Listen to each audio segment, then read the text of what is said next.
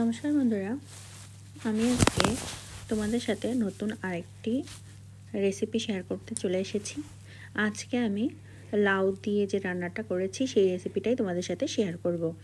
তো আমি প্রথমে লাউ নিয়েছিলাম, আর চিংড়ি মাছ নিয়েছি পেঁয়াজ কুচি আর কাঁচা লঙ্কা। এবার যেভাবে রান্নাটা করব সেটাই এখন শুরু করা যাক। তো প্রথমে আমি কড়াইতে তেল নিয়েছি। তেলটা যখন গরম হয়ে এসছে তখন এর ভিতরে আমি পেঁয়াজ কুচিগুলো দিয়ে দিয়েছি, হালকা নাড়িয়ে চাড়িয়ে নিয়েছি। এর ভিতরে আমি দিয়ে দিলাম চিংড়ি মাছগুলো। চিংড়ি মাছ দিয়ে একটু লবণ দিয়ে দিলাম। এবার পেঁয়াজ আর চিংড়ি মাছগুলো একসাথে আমি ভাজতে থাকবো, ক্রমাগত নাড়িয়ে চাড়িয়ে নেব।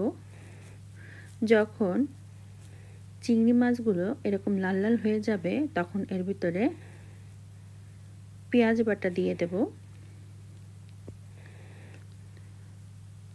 আমি এর ভিতরে পেঁয়াজ বাটার সাথে একটু আদা রসুন পেস্টও দিয়েছিলাম।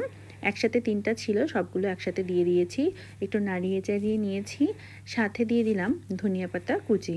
তোমরা চাইলে পরে দিতে পারো, কিন্তু আমি এইভাবেই রান্নাটা করি। যখন রান্না করি তখন এই রান্নার ভিতরে ধনিয়া পাতা কুচিগুলো দিয়ে দিই, একসাথে কষিয়ে নিই। তো নাড়িয়ে চাড়িয়ে নেওয়ার পরে তারপরে আমি এর ভিতরে দিয়ে দিলাম কেটে রাখা লাউগুলো। আমি লাউগুলো এরকম ছোট ছোট ডুমডুমো করে কেটে রেখেছিলাম, সেটাই দিয়ে দিলাম।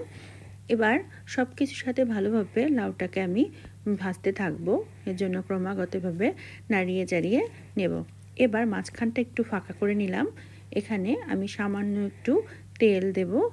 এবার এর ভিতরে আমি দিয়ে দেব একটা ডিম ভেঙে দিয়ে দেব, সামান্য একটু লবণ দেব।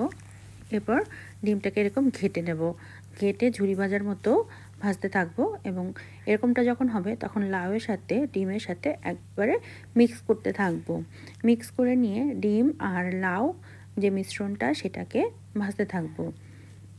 তো যখন ডিমটা খুব ভালোভাবে ভাজা ভাজা হয়ে যাবে লাউয়ের সাথে, তখন এর ভেতরে সামান্য একটু জল দিয়ে দেবো। আর এখানে আমি গুঁড়ো মশলা দিয়ে দেবো, মানে হলুদ গুঁড়ো, লঙ্কা গুঁড়ো, জিরার গুঁড়ো, ধনিয়ার গুঁড়ো, সবগুলো মশলা গুঁড়ো মশলা আমি দিয়ে দিলাম। দিয়ে এবার খুব ভালোভাবে আমি মিক্স করে নেব, মানে মশলাটাকে সব কিছুর সাথে মিক্স করে কষিয়ে নেব। এর জন্য ক্রমাগত নাড়তে থাকবো।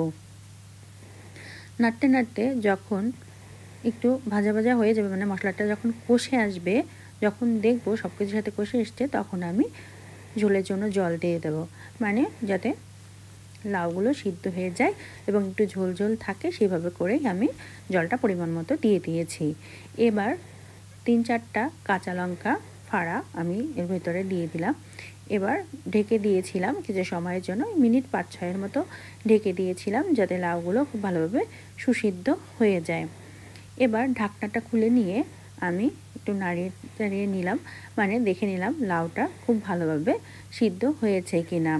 গরম পড়ে গিয়েছে, এই গরমে কিন্তু লাউটা খেলে পেটটা ঠান্ডা থাকে। তো তোমরা এভাবে করে বাড়িতে কিন্তু একবার বানিয়ে দেখতে পারো, যে লাউ দিয়ে চিংড়ি মাছ দিয়ে এভাবে করে একবারে এই রেসিপিটা করে দেখতে পারো। তো আমার হয়ে গিয়েছে রান্নাটা, আমি নামিয়ে পরিবেশন করে নেব। তো আমার রেসিপিগুলো যদি তোমাদের ভালো লেগে থাকে তাহলে অনুরোধ রইল আমার চ্যানেলটিকে সাবস্ক্রাইব করে আমার পাশে থাকার জন্য।